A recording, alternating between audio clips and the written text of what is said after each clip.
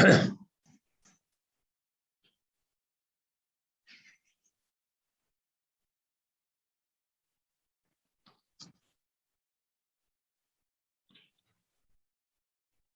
afternoon, Dr. Muhammad. Good afternoon, Dr. Tariq. Good morning, good afternoon, good evening, wherever you are in the globe. We are here with the 30th International Conference on Management of Technology. And we have our guest speaker, the distinguished Dr. Muhammad Al-Arian. We are very pleased and we thank him very much for being with us. It's a pleasure, Dr. Muhammad, to have you with us in this occasion. I'd like to introduce Dr. Muhammad, and the way we're going to conduct the session is I will do the introduction. Dr. Muhammad can make some remarks, and then we have a number of questions to pose to him that we received throughout the mail and the various social media. And then we will allow Dr. Muhammad to give us his views of the world and the economy and so many other things. It's indeed a pleasure to have him because Dr. Muhammad is the president of Queen's College in Cambridge University. He is also professor of practice at Wharton and the Lauder Global Senior Fellow of the University of Pennsylvania. He is a chief economic advisor at Allianz and chair of the Gramercy Funds. He's an advisor to GIC Investment Strategies Committee and chairs the Microsoft Investment Committee. He serves on the boards of Barclays and Under Armour. Previously, he was CEO and co-CIO of PIMCO from 2007 to 2014, and former chair of President Obama's Global Development Council. He was president and CEO of Harvard Management Company, managing director at Salomon Smith Barney and Citigroup, and deputy director at the International Monetary Funds in Washington, D.C. Dr. Al-Arian writes regularly and is a Financial Times contributing editor and Bloomberg opinion columnist. He has 2 New York Times bestsellers: the 2008 When Markets Collide, and the 2016 The Only Game in Town, and was named 4 years in a row to the foreign policy list of top global thinkers. Dr. Al-Arian holds a BA in economics from Cambridge University, as well as master's and PhD in economics from Oxford University. And it's always a pleasure to see him and to hear his views. Thank you, Dr. Muhammad, again, and the floor is yours. Thank you, Dr. Tariq. And it is really for me to thank you for providing me with this wonderful opportunity. And I congratulate you on starting 30 years ago this important event and maintaining it so successfully for 30 years. And you need only see what has happened in the world to know how important this event is. My goal is really to answer questions. This is what I really want to do because this is the best way of being of use to people. Having said that, I will make introductory remarks, and I'm going to make them short. although I must tell you, I'm tempted to go on for a long time to make sure I don't get any difficult question, but that wouldn't be the objective of the game of this event. So I am really going to make comments on the world we live in, particularly the global economy, and I'm going to make 3 remarks. The first one is going to be, what type of world are we living in? What I call the what and the why. The next is what's ahead of us, the what next. And then the third part is going to be, what can we do about it? The so what. So what and why, what next, the and the so what. I mean, I don't need to tell you, to anyone on this call, that we are living in an uncertain world. It's not just uncertain, it's unusually uncertain. And this notion of being unusually uncertain is important because it means we are exposed to outcomes that once were thought unthinkable. Of course, COVID was unthinkable. April last year, we saw oil being sold at negative prices, people actually paying you to take oil. That was a complete unthinkable. And we have seen one unthinkable after the other. This is an unusually uncertain time. COVID is a major contributor. It took us a long time to understand what COVID is. And then it turns out that COVID itself evolves. And we will see countries, families, societies deal with the 3 big battles against COVID. And I say this because it gives you a flavor for what's next. The first one is to control infections. The second one is to widen vaccination. And the third one is to ensure that we don't get new mutants or variants of COVID that the vaccines cannot conquer. If you put it that way, you realize that that uncertainty is not going away anytime soon. The second uncertainty is that the global economy is not constructed to be turned off. And in March of last year, it was turned off. It was what economists call the sudden stop, when everybody is told, stay home, when everything shuts down.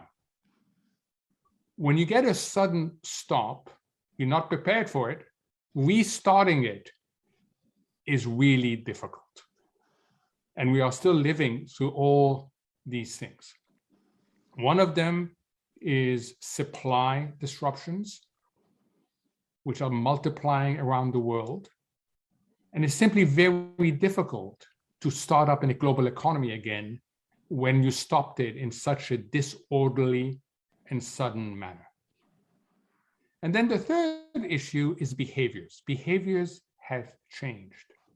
We don't know to what extent behaviors have changed. We're going to find out. But we have a good feel that they have changed. Now, these are all things that evolved in the last 15 months. Had we had this talk before then, I would have also pointed to unthinkables becoming reality. And I was also told you that we have uncertainties. We have political uncertainties. We have climate change uncertainties.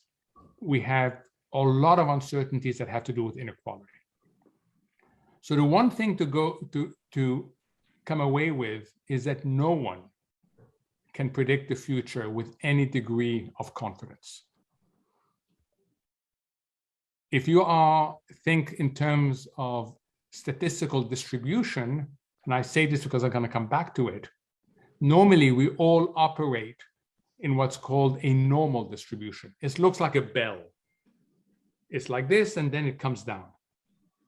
Why does it look like a bell? Because there's a very high probability of a certain outcome. Now, there are what I call tails, really bad outcomes and really good outcomes, but these tails are thin. And we know how to deal with that world. For example, you were told that there was a call today. You knew where to call in. That's the most expected outcome. Was there a left tail, a bad tail? Yes. Maybe it was canceled and no one told you. Was there a right tail? Yes, you could have ended up with an entertaining speaker and not me, but you didn't. You bet on the belly of the distribution. Forget about that. That's not how the world looks like anymore. There is a very wide range of potential outcomes.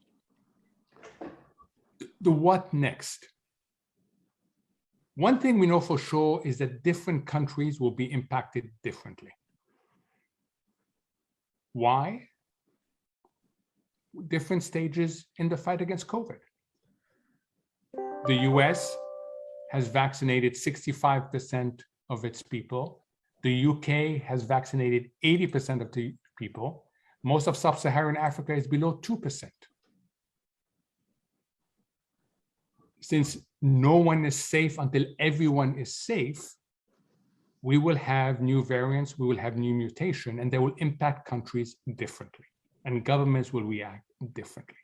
So we're going to see a whole variety yet of outcomes because the world isn't coordinated enough when it comes in the basic fight against COVID. Second reason why we're going to see different outcomes in different countries is that financial resilience differs. The United States can continue spending trillions of dollars to offset the impact of COVID. Other countries cannot do that. And thirdly, the policymakers themselves, how they respond. One of the most disturbing things of this dispersion, different countries doing different things, is that for the first time in a very long time, the developing world is going to grow less fast than the advanced economies. So for those of us who believe convergence is important, raising the standard of living of everybody is important, we will see a bigger gap.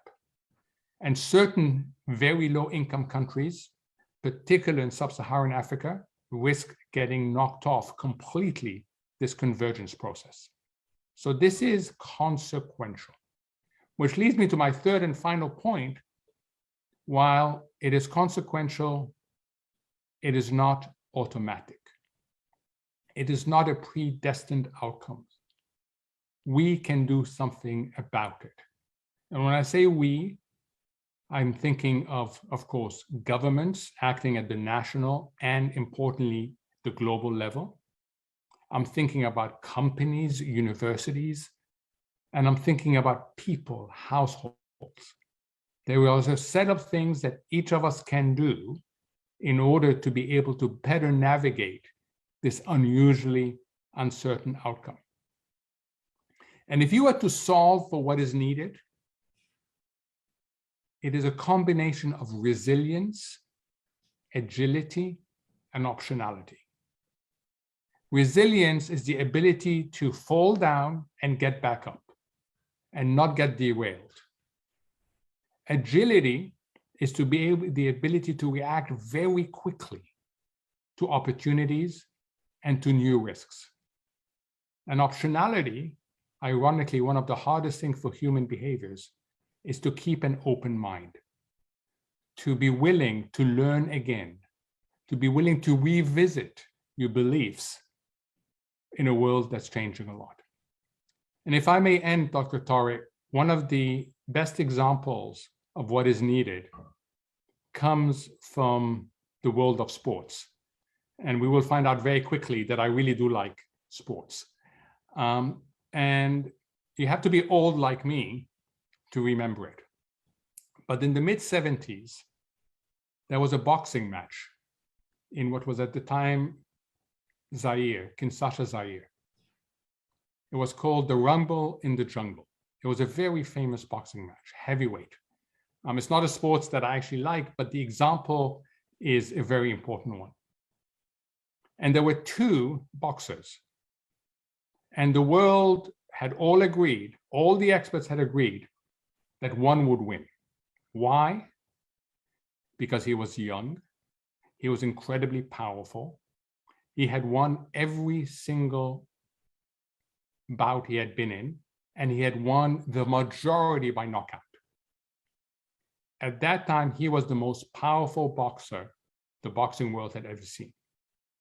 On the other side was an aging, boxer who once in his youth would float like a butterfly and sting like a bee.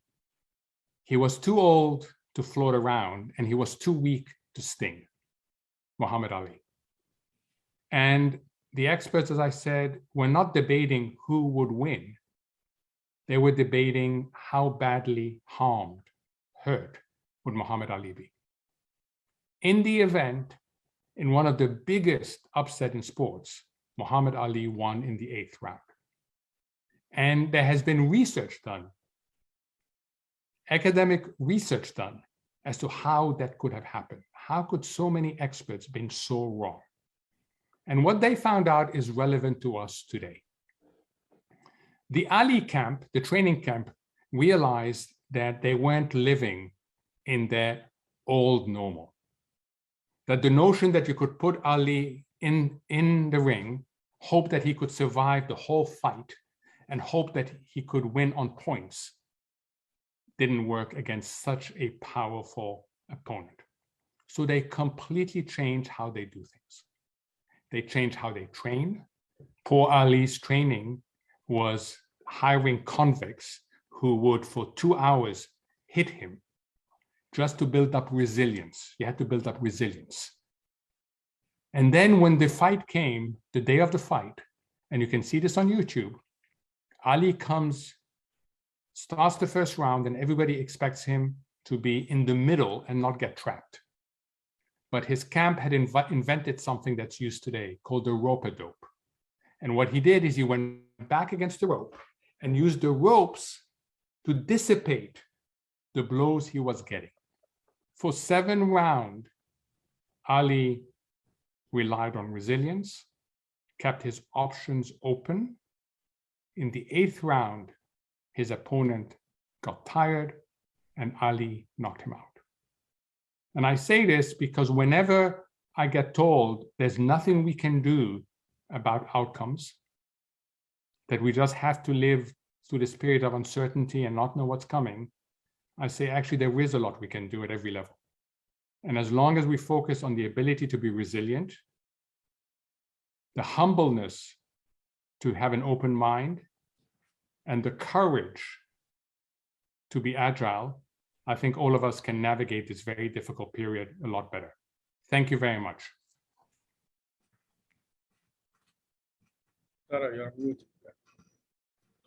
Thank you very much, Dr. Muhammad. Wonderful example. And now I think we can ask you a few questions, if you don't mind. And I'm going to invite my colleague, Dr. Hassan Ali, our Dean of the School of Business and Economics, to pose the questions that we have collected. And let's go, Hassan. Thank you very much, Dr. Tariq, and another welcome to Dr. Muhammad. We are really very grateful for him taking the time. And I wanted to first tell you that we collected this over 2 weeks, and there are questions from all over, from actually as far away as University of Chicago and close to our School of Business here, students as well. Here is the first question, and I know your introduction is going to answer a lot of these questions, so don't feel obligated, of course, to go over each one, but this is basically for the people who are watching about the COVID-19 impact. As you can see, there is a lot of classification, permanent, short run, developing, and less developed. You already mentioned a lot of these, but please take your shot at this one. That is a great question. And the answer is yes to everything there. COVID is going to impact the global economy, both in the short term and permanently, because behaviors are changing. It hits developing countries much harder than it hits advanced economy.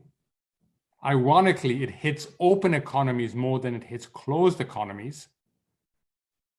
It is first a black swan, then a gray swan. And for those of you who don't know what a black swan is an unthinkable. It's a total unthinkable. A gray swan is it becomes thinkable, but it doesn't evolve in the way that you expect. And then it will impact economics as a science. Indeed, it has already impacted economics as a science. And to understand why, let me give you a simple example. What COVID basically does is what economists and financial people, and Dr. Hassani will know that, call counterparty risk. Is the risk you face as an individual when you engage with someone else. Our life is built until now on the assumption that when you meet someone, when you shake their hand, when you share a metro with them, when you're in the bus with them, that you can trust them, that it is very, very unlikely that they will hurt you. So there is high counterparty trust. Or put it another way, the counterparty risk is low. Now, what COVID does, it turns this around completely. I have no way of knowing how healthy you are. You have no way of knowing how healthy I am.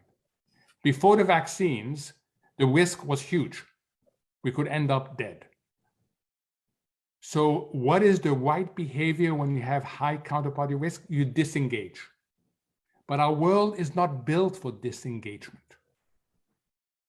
So if you are someone who relies on engagement, the tourist sector, the travel sector, you get hit really, really hard.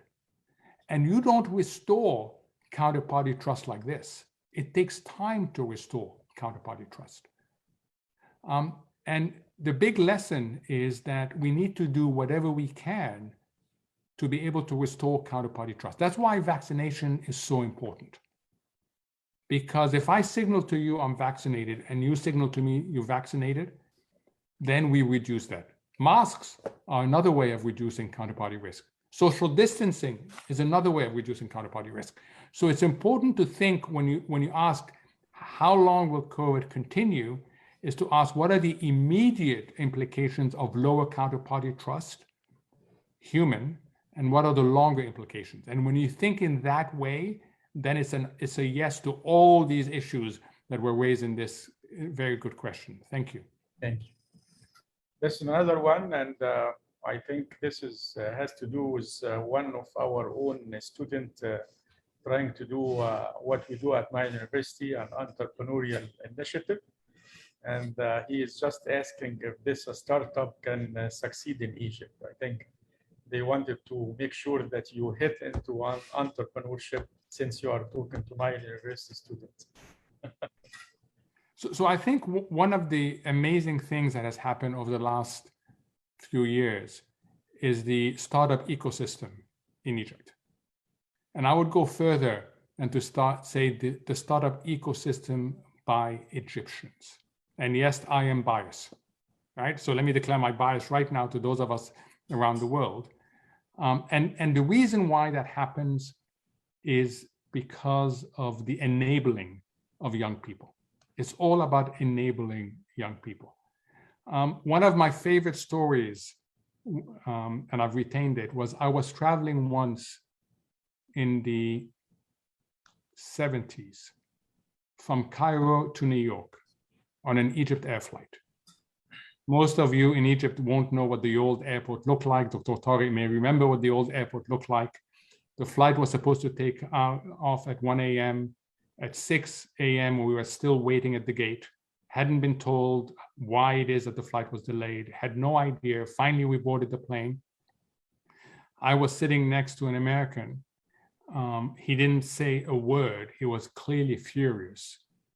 Didn't say a word till we came to New York, and it was the perfect Egypt Air landing. You could not feel the wheels hitting the runway. And of course, people applauded. And then the person next to me who had very negative vibes and hadn't said a word to me, he said to me, and this is the 1970s, he said to me, typical Egypt. And I said to him, I'm sorry. He said, typical Egypt. I said, I'm sorry, I don't know what you mean. He said, put an Egyptian flying the plane and you get the best landing. But the system means that we are 5 hours late and we have no idea why we're late. And I'm saying this because my own belief, and it's not just Egypt, it is in so many other countries, enable people and they will surprise you on the upside. And nowhere is that surprise more pronounced than in startups. It is absolutely amazing to me what young people are doing.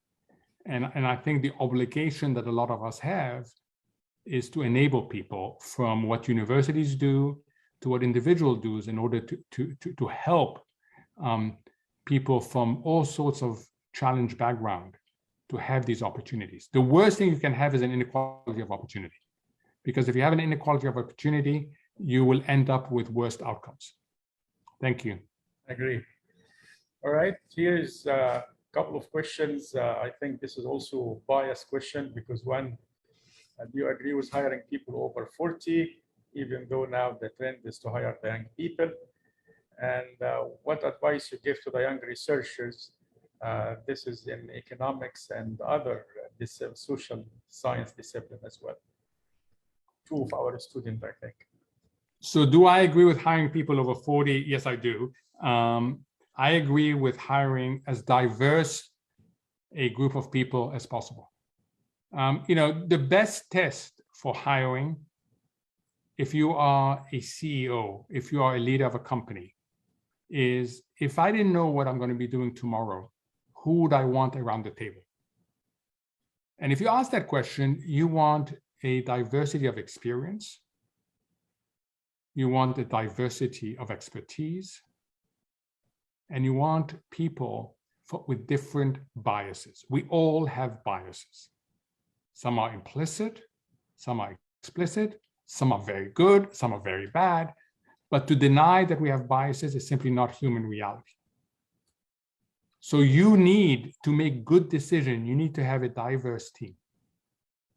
We do not know as yet how to get that sort of cognitive diversity without gender diversity, cultural diversity, educational diversity, socioeconomic diversity, and other forms of diversity. So would I want a world in which we're just hiring people below 40? No. I would like a world which is merit-based with opportunities, and you hire the best people, making sure that you enable them earlier in the pipe. So what advice would I give to young researchers now? Let me tell you what's missing. And that is the generalist. We live in a society today that specializes and has been stressing special. I know when I grew up, and I suspect it's the truth for you, Dr. Hassan, for you, Dr. Tariq, I was expected to choose a ladder. Medicine, law, engineering, okay? And your life is climbing the ladder. And if you fell off the ladder, that's problematic. If you told, in my case, if I told my parents that I'm getting off this ladder and I'm going to climb that ladder, they look at me and say, are you out of your mind? Right? That is not the world of today. The world of today, you have the ability to go across ladders. So I think it's very important that we have both specialists climbing the ladder and being really, really good at it, and also multidisciplinary ones. And I think something that's very important for the universities is to try to bring these various disciplines together. Bring together economics, technology, and business. Bring them together and have people. So when I look at that, the one advice I would give to researcher is don't be afraid of climbing different ladders. Don't be afraid of living in what other people will call the in-between, which is between subject. It's actually a very powerful thing to be in. Excellent. Now, this is our own Mohammed Azam. He is a member of the board of Iamot, and he's asking about cryptocurrency, Dr. Mohammed. I'm here as well, Dr. Mohammed. Thank you. So thank you, Dr. Mohammed. So I wrote an article on this in the Financial Times a couple of months ago. Cryptos are not going away. The genie is out of the bottle, as they say. but they will not become a global currency. This notion that somehow central banks and governments are going to allow cryptos to take over the currency system, I think is naive. So cryptos, and most importantly, the technology underlying cryptos, blockchain, will have a very important role. And you'll have one of three models emerge. The China model, which is China has understood the power of digital currencies and has decided to take a top-down approach to it. So they've made life difficult for the private sector suppliers, but they are pursuing their own digital currency. And they see that as part of the future. That's one model. Call it the top-down model. The second model is what's happening in the United States. It's all private sector led. It is incredibly dynamic. Governments are looking at this, worried about the negative aspects. You facilitate illicit payments. That's one thing. You weaken the currency system. And you have this very unstable equilibrium. And if you follow the price of crypto, of Bitcoins, that reflects the tug of war between private sector adoption and public sector resistance. And depending on what is dominating in that particular day, that will have an impact on cryptocurrency.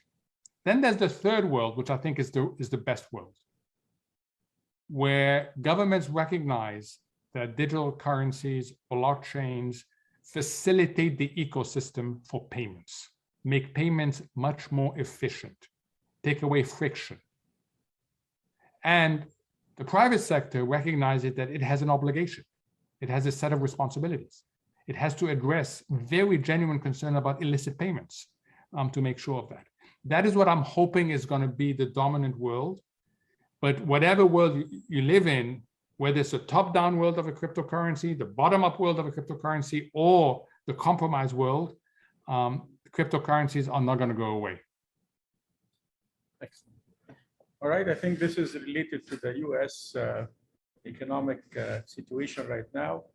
And as you can see, they are asking about the current democratic plan, tax plan, the issue of redistribution that has been popped up, and how sensitive the Republican to this word, and the issue of rising inflation and interest rates, and how the U.S. economy might be actually impacting the emerging economy and its future state. So let me take this in quick order. You cannot talk about the tax plan without talking about what it is that it's financing. And what it is that it is financing is an initiative that has significant spending on physical and human infrastructure. And for those of you who know this world, you will know how important that is to productivity, how important that is to future growth. Now, we all sort of think in terms of physical infrastructure, bridges, roads, airports, ports. There's also technological infrastructure, which is very important, but there's also human infrastructure. And that is the ability to increase labor force participation, the ability to increase the skill set of the people, modernize the skill set of people. It's about education. It's also about daycare. It's also about family support to enable people to be able to work. So I am actually very impressed that the Biden administration has put together such a comprehensive plan that addresses both physical stroke technological infrastructure, but also human infrastructure. I think that is a very, very positive thing, not just for the US, but for the world. Will it get done? It's a 50-50. It's a 50-50 because the Democrats don't have a big majority. We have to convince every single Democrat to vote for it. And even though the Republicans are in favor of physical infrastructure, they will not vote for human infrastructure, which they think of as a handout to people.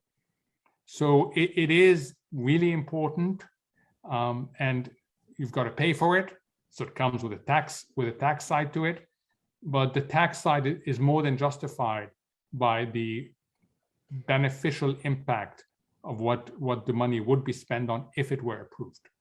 Why is that important? Because of the second question. We are having this very unusual mix. You have to be as old as me to remember the 1970s to have experiences of called stagflation. Now, it's not full-scale stagflation. It is the smell of stagflation. And the smell of stagflation is important to pay attention to. It's a little bit like when you smell smoke. Okay, go find out why it is you're smelling smoke. And what is stagflation? The stag side comes from stagnation, so lower growth. The inflation of stagflation comes from inflation, higher prices. That is a very unusual combination. Normally you have lower growth, low inflation, higher growth, high inflation. But to have both lower growth and high inflation, that's not a good outcome. Right? In fact, there's a misery index that measures the amount of stagflation. You can tell the word misery gives you the sense of that. Why is that happening? First, because there's been so much money put into the economy, especially by the advanced countries, that there's a lot of demand. And on the other side are all the supply problems. Supply chains having issues, the ports in Vietnam, China were shut down because of COVID. Companies are changing their own supply chains. Transportation costs, it now costs 7 to 10 times more to ship something from China to Europe and the US. Containers, very hard to find. And then you have this very unusual situation in the UK and the US where you have record vacancies, and also and still people looking for jobs, which suggests that there's a problem in the labor market. So it is going to be an issue. It is going to cause central banks to be less stimulative. They're not going to raise interest rates immediately, but they're going to do other things that sort of eases their foot a little bit off the accelerator. They're not going to hit the brakes. Interest rates, you hit the brakes. What's called asset purchases taper, something else very technical, I'm not going to go into it. You're just easing your foot off the accelerator. That's what we're going to see. Is it important for emerging economies such as Egypt? Yes. Now, Egypt has benefited from enormous inflow of capital. And if monetary policy becomes tighter, it's going to have an impact. Now, is it immediate? No. We have lots of time to plan. We have lots of time to try and reduce our dependence on foreign capital. And it's very important to be able to attract foreign capital, but you should think of them as tourists. They come, they enjoy things, but they're not permanent residents. And it's really important just to always think about what happens if the tourists go home. And thankfully, Egypt has many, many tools to minimize that risk. Excellent. All right, I think this is the personal question I alerted you to in the beginning. And it all has to do with you being from Egypt originally, and that's why they would like to know how is your thinking. So I'm gonna leave it to you to answer whatever you like out of this. So when I was a child, did I ever think I was going to be an economist? I didn't even say the word great, but just an economist. The answer is no. I didn't know what an economist was. Okay, I wanted to be a football player. I wanted to be in the special part of the army. I had these images of being in the desert and on my knees and arms, askar. I had images. I had no idea what economics was. Alhamdulillah, and this is really the story of my career, is I stumbled into economics. And the way I stumbled into economics is that my father, Allah yarhamah, was a diplomat, and I was sent to a boarding school in England, and I chose topics. I wanted to be an engineer. So I chose mathematics, physics, and chemistry. After 3 months of doing that, it became very clear to me that I wasn't smart enough to do this. So I wanted to change one subject, and I wanted to change chemistry. And there were groups of subjects you could do. Chemistry was with French and was with economics. They wouldn't allow me to do French because my mother speaks French, I speak French. They thought this would be unfair to other students. So I stumbled into economics and I fell in love with it. I absolutely fell in love with it. And I continued at university. And the reason why I fell in love with it is because you can do everything from first principles. It's a set of tools that you can apply. It's a method of thinking, which I enjoy doing. I tried to come back to Egypt a couple of times. Egypt is hard for someone like me, who at the age of 10 left Egypt. And there was one time when I was going to come back as an advisor to the central bank in the 80s, and then there was a change and I couldn't come back. So I always think of Egypt as being a very, very special place. I have no plans, certainly no plans to play on the politics side. I think of myself as a technocrat. I think of myself as a trusted advisor. I'll tell you what the economics says, you tell me what the political constraints are, but I will not venture into the world of politics. On the other two questions, how do I get a master in economics from Cambridge University? You apply. Mathematics is really important.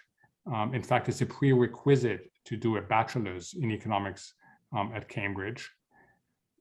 So that how do you make accurate predictions and be inside? You don't try to make accurate predictions. You try to understand what's going on. You try to have your mind open and be very humble about things. And you every morning I wake up and said, what did I believe yesterday? Do I still believe it today? Is there anything that has come up? Because we all are subject to what behavioral finance calls confirmation bias. You believe something, and then you are shown new data. You will pay a lot of attention to the data that confirms what you believe, and you will reduce what you're not. So you have to fight, literally fight against that. And then finally, IMF, World Bank, they are great jobs, especially for people starting out. At the age of 25, I was sitting in a room as a junior economist in the midst of policy discussions with ministers of finance, of economy, of central bank governors. And it's a great learning curve. So I encourage people to pursue a job in international institutions, particularly at the IMF or World Bank, because it's a major investment in your career. Excellent. Well, there are two questions that I haven't put in, but they have to do one with the debt of the current less developing countries and how this could impact the global scene in a sense. And the second one has to do with the green economy and how also the developing country might take part in that new and growing paradigm. So with these two, and if you have any other concluding remark, I will let you on with these 10 minutes or less.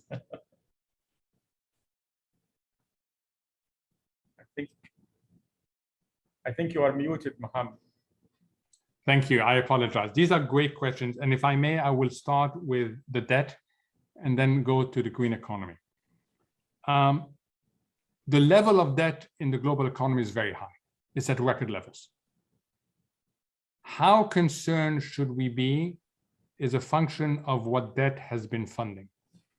The reason why economists care about debt is because of what's called financial viability. And financial viability is a function of two factors. The denominator is debt. How much money do you own? Who do you owe it to? On what terms? So you have to look at magnitude, what type of creditors has lent to you, and what are the terms. That's what we normally talk about. But the numerator is more important. and that is the ability to pay, your ability to generate income. The best way to deal with debt is to generate income. Think of it you personally. You've borrowed money to get an education. That has opened the way for higher earning money. If I was to talk to you just as you come out of university, you have high debt, low income. If I talk to you 5 years later, 10 years later, your outlook looks completely different. So you should never just look at debt. You should look at debt relative to what is expected income over time. And when you do that, the debt situation looks less worrisome, although there are certain sectors, there are certain countries that have massive debt issues. But in general, it is less of a problem. Now, what do you do when it's a problem? There's only 4 solutions. 1 good, 3 bad. The good one is that you generate income to be able to pay your debt obligation and improve your standard of living. The second one is austerity. You spend less on something else in order to pay your debts. But if your debt is very high, there's society, you as an individual will not find austerity sustainable. So austerity only works if your debt burden, your excessive debt is small. The third way is what the Western economies have been doing. It's called financial repression. You lower interest rates to artificially low level so that the debtor is financed by the creditor. And then the fourth way is a default. So those are the 4 ways. And it goes back to what I said earlier, growth is the key issue. Enabling people, having the right infrastructure to grow strongly and inclusively and sustainably, which leads me to the final question about the green economy. You cannot afford not to be a participant in the green economy. It is a moral obligation. It is also a reality.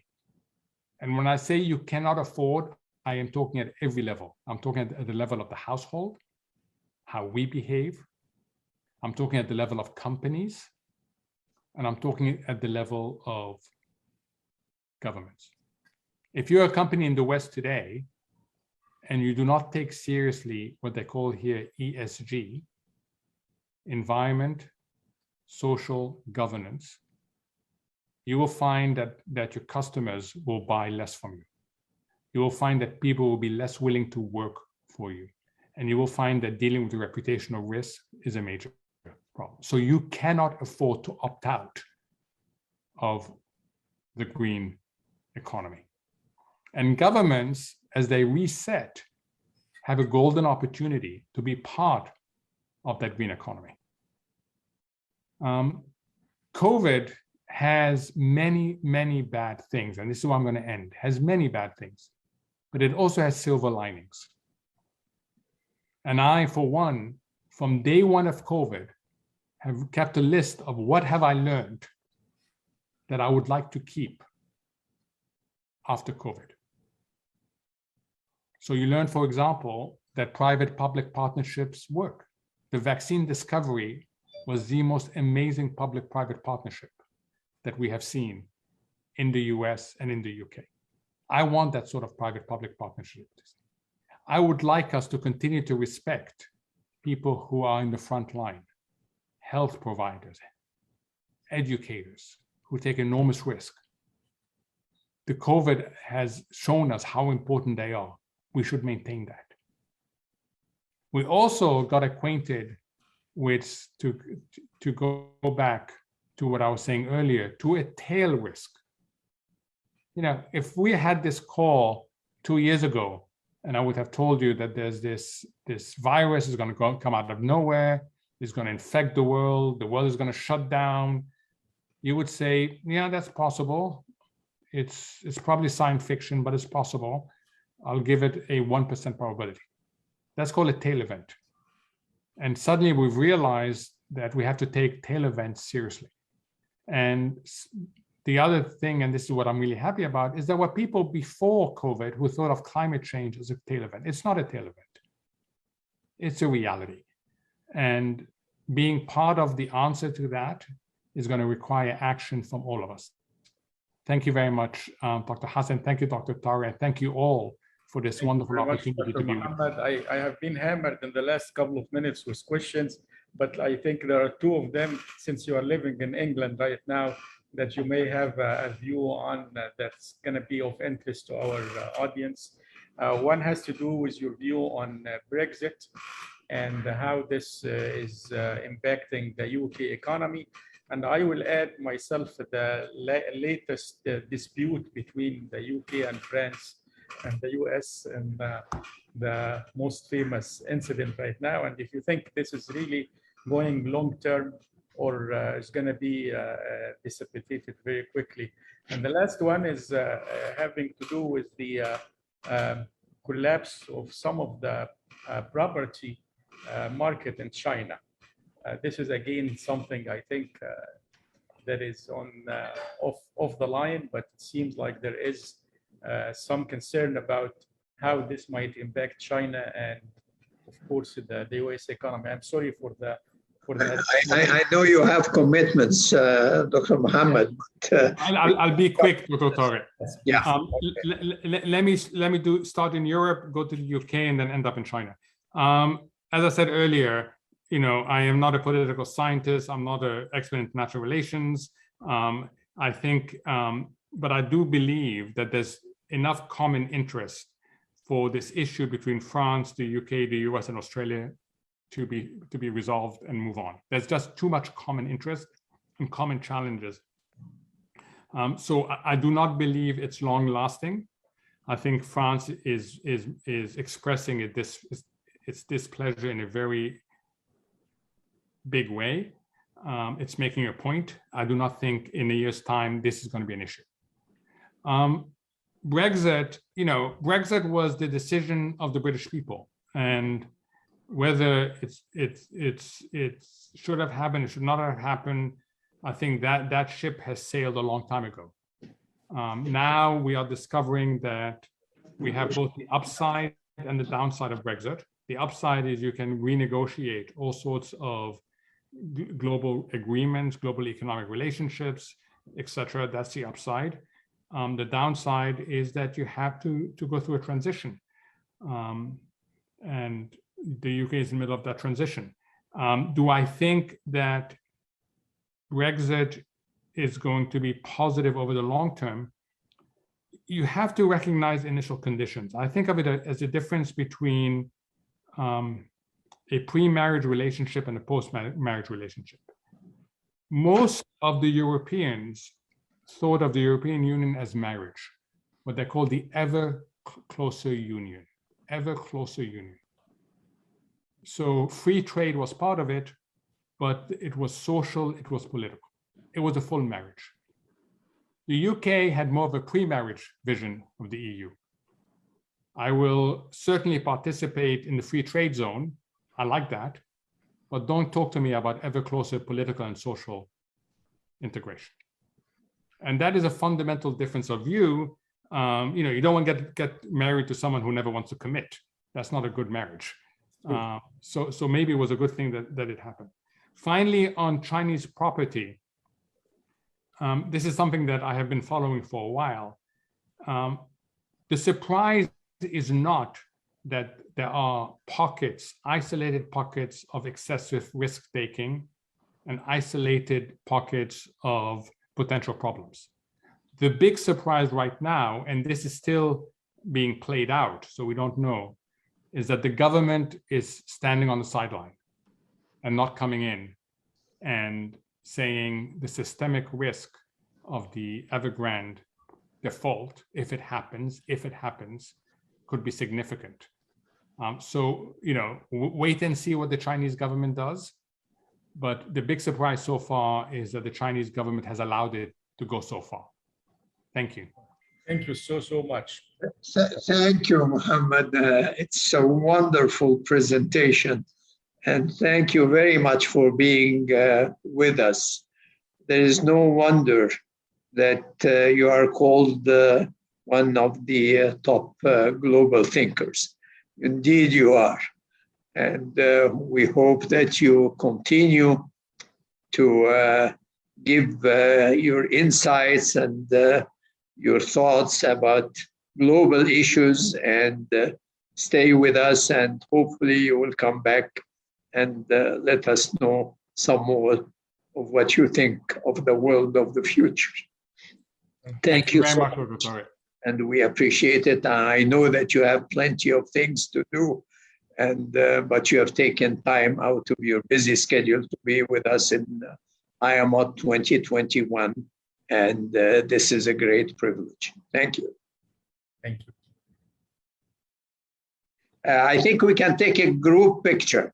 If everybody can switch their cameras on, we can take a group picture.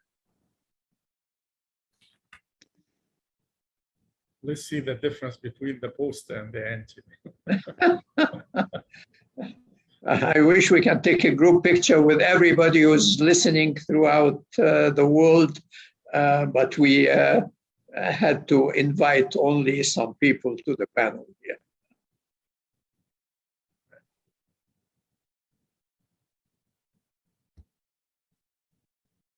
Azad, are you there? Okay, thank you. Thank you very much. Appreciate it, and good luck.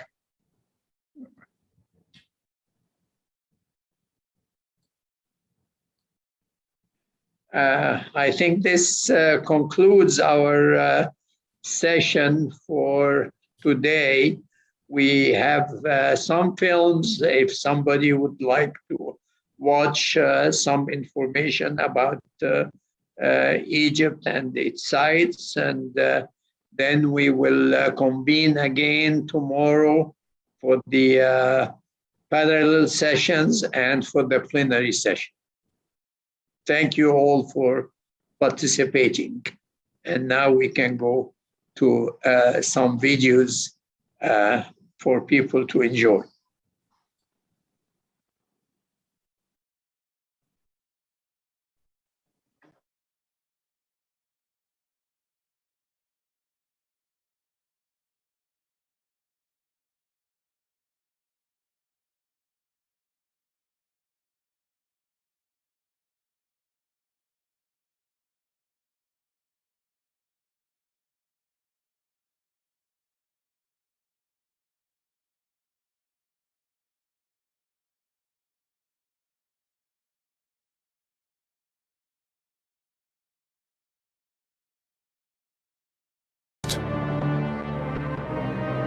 Capturing the hearts of people of the past.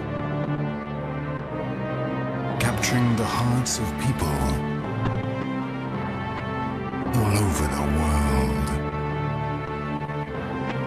Get inspired to start your own story where it all begins.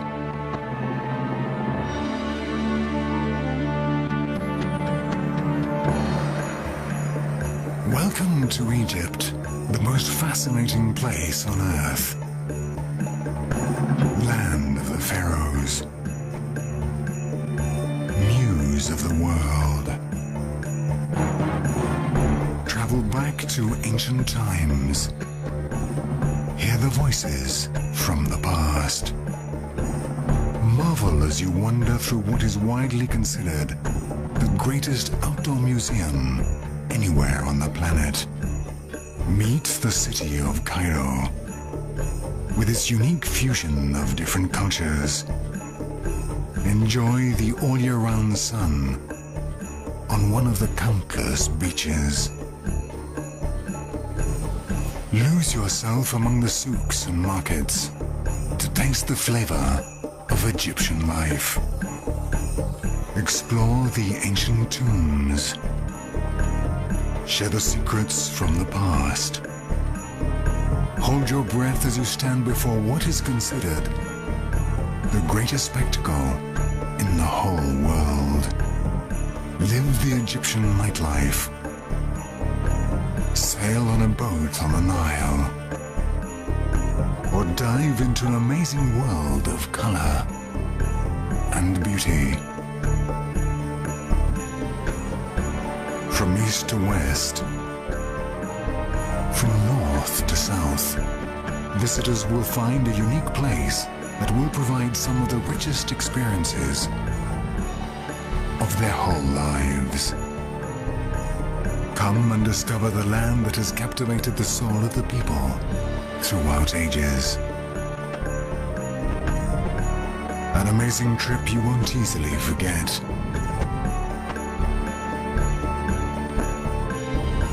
Get inspired by the muse of the world. Start your personal journey where it all begins.